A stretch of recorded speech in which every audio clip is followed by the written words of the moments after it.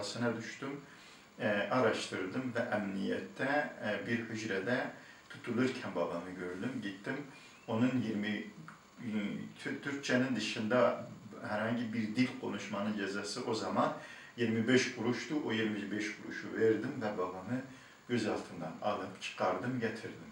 İçin ve herhangi bir dilde eğer eğitim dili değilse ayakta duramayacağı için zamanla Kürt dili biz Kürt ana babadan doğmuşuz ancak Kürtçe doğru dürüst konuşmayı bilmiyoruz. Okumasının zorlandığımız bir dille yani Türkçe ile biz onların derslerini vermek zorunda kalıyoruz diyorlar. Böyle bir tablo karşımızda var. Yani hani ana dilimizi bilmediğimiz için isteyenler olduğu zaman biz hani kurs vermek istedik.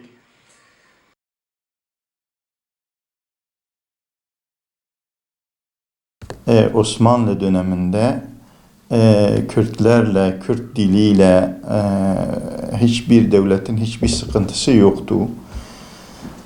Hatta Türkler ve Kürtler ciddi manada işbirliği yaparak birçok zaferler kazandılar. Onlardan bir tanesi Çanakkale zaferidir. Bütün dedelerimiz belki orada destan yazdılar. Güç birliği yaptılar. Dünyaya meydan okudular.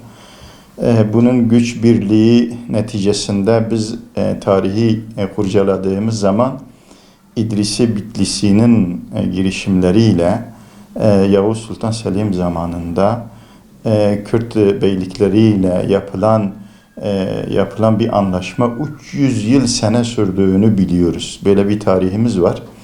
Ve Osmanlı Devleti'nin dünyaya hükmettiği dönemler de bu dönemdir. Ve kendi sınırlarını genişlettiği, İslam alemine bir önderlik yaptığı dönemler de bu dönemlerdir.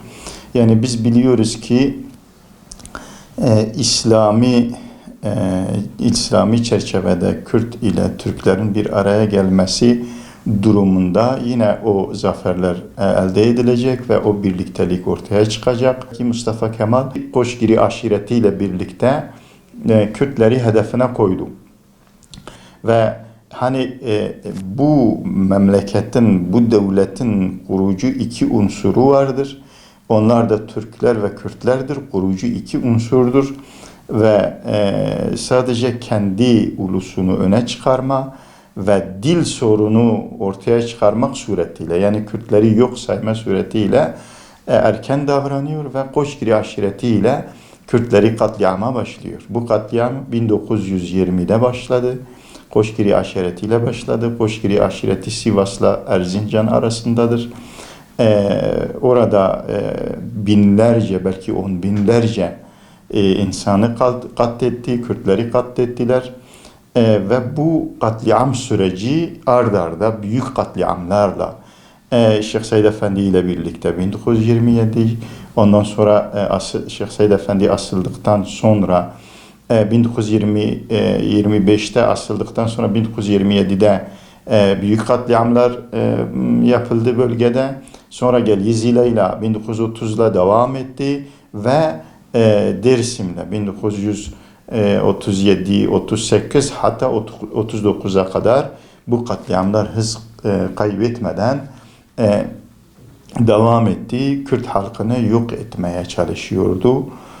Bu cumhuriyet zihniyeti o dönemden itibaren özellikle Kürtleri yok saymak ve ortadan kaldırmak maksadıyla ciddi katliamlar yaptı. Ve neticesinde Kürt dili mahkum edildi. Yani şu şekil mesela yasak edildi. Ben bu araştırmalarımı yaparken birçok somut örneklerle karşılaştım. Mesela Bingöl'ün Genç ilçesine bağlı Harip köyünde bir tane yaşlı o dönemi gören, o dönemi yaşayan ve dil mağduru olan Hüsnü Kartali isminde bir tanığımız vardı. Diyordu ki o dönemde ben babamla birlikte Diyarbakır'a gelirken Ulu Cami'nin oralarda biz kendi ev ihtiyaçlarımızı almaya çalışırken ben babamı yalnız caminin orada bıraktım ve ihtiyacı almaya giderken dönüşte baktım ki babam yok. babama gözaltına almışlar. Sordum oradakilere, dediler ki senin baban Zazaca konuştuğu için gözaltına alındı. Yani Zazaca konuşma, Kürtçe konuşma, yani Türkçenin dışında artık herhangi bir dil konuştuğun zaman yasaktı ve onun para cezası ya da hapis cezası vardı. Şimdi diyor ben yani babamdan para olmadığı için ve babam Türkçe bilmediği için, kendi ana dili Zazaca konuştuğu için gözaltına alınmıştı. Ben arkasına düştüm, araştırdım ve emniyette bir hücrede tutulurken babamı gördüm. Gittim, onun 20 Türkçenin dışında herhangi bir dil konuşmanın cezası o zaman 25 kuruştu. O 25 kuruşu verdim ve babamı gözaltından alıp çıkardım, getirdim.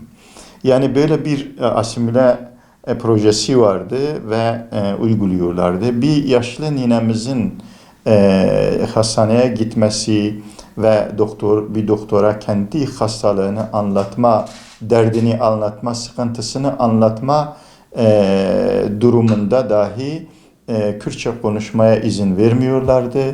O zavallılar da Türkçe bilmiyorlardı. Kendi meramlarını anlatamıyorlardı. Kendi hastalıklarını kendi doktorlarına izah edemiyorlardı.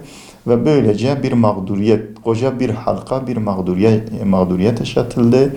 Ve neticesinde Kürtçe dil eğitimi olmadığı için ve herhangi bir dilde eğer eğitim dili değilse ayakta duramayacağı için zamanla Kürt dili biz Kürt ana babadan doğmuşuz ancak Kürtçe doğru dürüst konuşmayı bilmiyoruz, okumasını bilmiyoruz ve okuyunca da çok ciddi manada sıkıntı çekiyoruz, okuyamıyoruz, anlayamıyoruz. Kendi ana dilimizi konuşamıyoruz, okuyamıyoruz, anlayamıyoruz. Yani konuştuğumuz zaman da Kürtçe konuşmaya çalıştığımız zaman da yarısını Türkçe karıştırarak konuşuyoruz.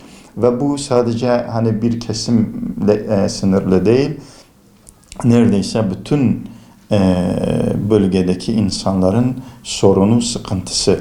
Yani eğitim dili olmadığı zaman bir dil kayboluyor ve Kürtçe dili de böyle oldu.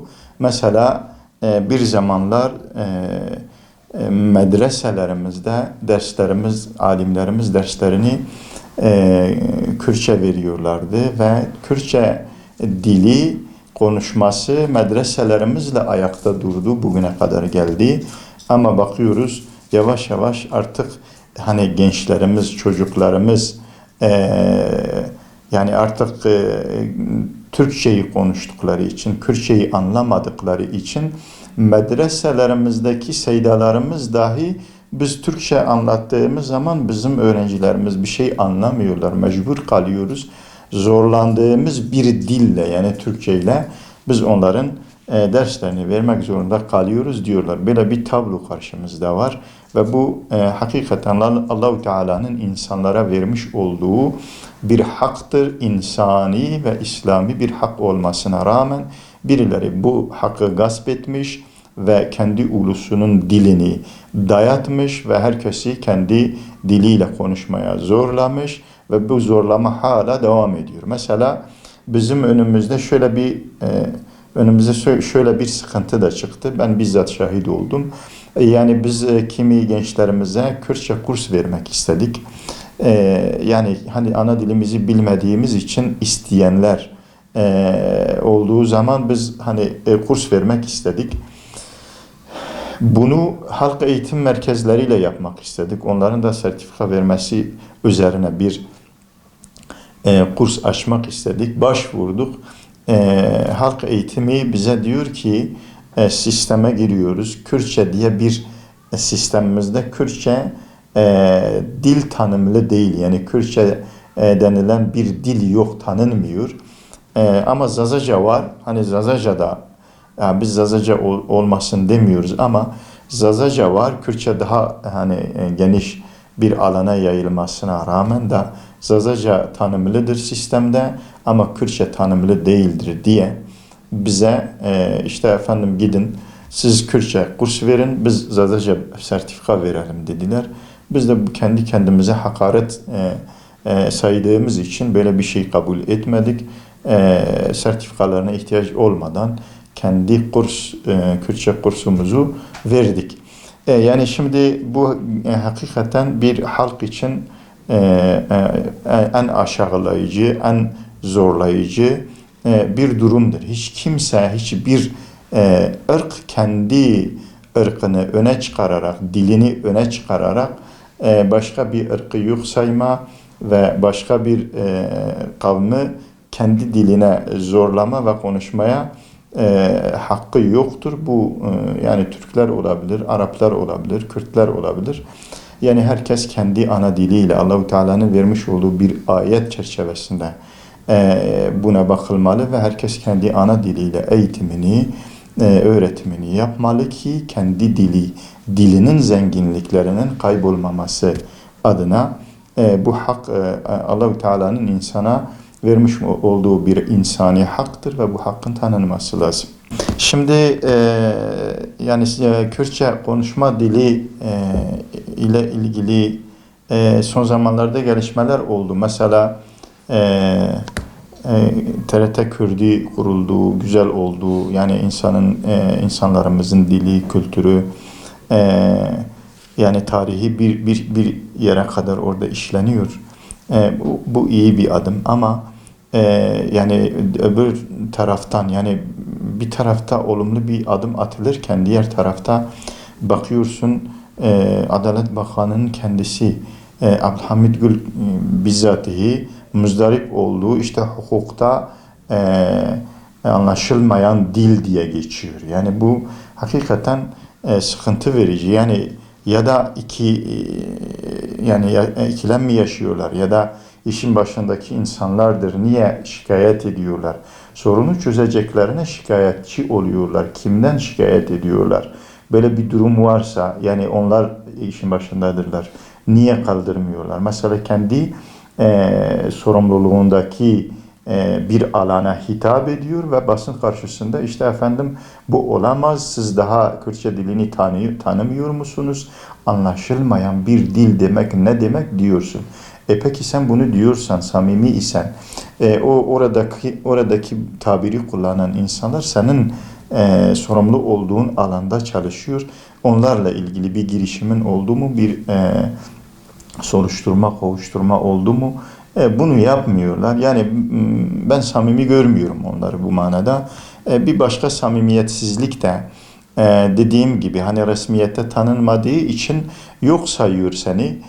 Hava alanlarında işte efendim 36 dil var. İşte bu dillerin çerçevesinde 70-80 lehçe varken Kürtçe dilinin olmaması gerçekten yani tam bir fiyasko ve konuşulanlarla çelişki durumu ortaya çıkıyor. Yani yetkililerin ağzına baktığımız zaman ve yine hastanelerde efendim 6 dil var. Bu 6 dilin içerisinde yine Kürtçe yok. Bizim bir öğrenci arkadaşımız geçmişten bahsederken gerçi hani bu konuda geçmiş ile şu anki zaman arasında fark yok. Yani bir iyileştirme bir tek TRT Kürdi'nin açılmasıysa yani onunla o televizyon kanalının açılması Kürtçe dilinin resmiyete girmesine yani resmi olarak kabul edilmesine vesile olmadı. Bir arkadaşımız diyordu ben okuldayken çocuk yaşta okuldayken ilkokulda okurken işte bizim öğretmenimiz Kürtçe konuşmayı yasaklamıştı. Kim Kürtçe konuşsa hani sınıfın dışında dışarıda Kürtçe konuşmak yasaktı. Sınıf başkanımızı bir muhbir gibi arkamıza takmıştı ve o da okulun bahçesinde teneffüslerde arkamızda dolaşıyordu elinde kağıdı. Bizim Kürtçe konuştuğumuzu gördüğü andan itibaren kaç kelime konuşmuşsak oraya yazıyordu. Her kelime başı bir tokat yiyorduk sınıf öğretmenimizden. Yani kaç kelime Kürtçe konuşmuşsak o oraya yazıyordu, o götürüyordu sınıf öğretmene veriyordu. Sınıf öğretmeni de kaç kelime ise o kadar tokat bize atıyordu. Yani bu gerçekten insanın hani psikolojisinde iz bırakan gelişmeler. O insan bak o günden bugüne meseleyi unutmamış ve buna benzer bir sürü örnekler sayabiliriz. Bu bir haksızlıktır. Türkçe neyse insani ve İslami olarak Türklerin hakkı, kendi ana dilini konuşma hakkı neyse Kürtlerin de odur ve Allah-u Teala'nın bir vergisi, bir ayetidir. Birileri bunu engelliyorsa sadece zulüm ediyordur. Şu anda da hala bu zulüm devam ediyor. Yani bu Kürtçe dili resmi olarak sistemlerinde tanınmalı ve Kürtçe dil, ana dilden eğitimi serbest bırakmaları lazım ki Kürtçe'de diller arasında yaşasın ve kaybolmasın, bir dil birlikteliği oluşsun. Çünkü yazıda şu anda bakıyoruz, yani en mahrum kalmış olan dil Kürtçedir. Onun yazı dilinde dahi bir birliktelik yoktur. Çünkü eğitim dili olmadığı için her birisi kendine göre tipler kullanıp yazmaya çalışıyor.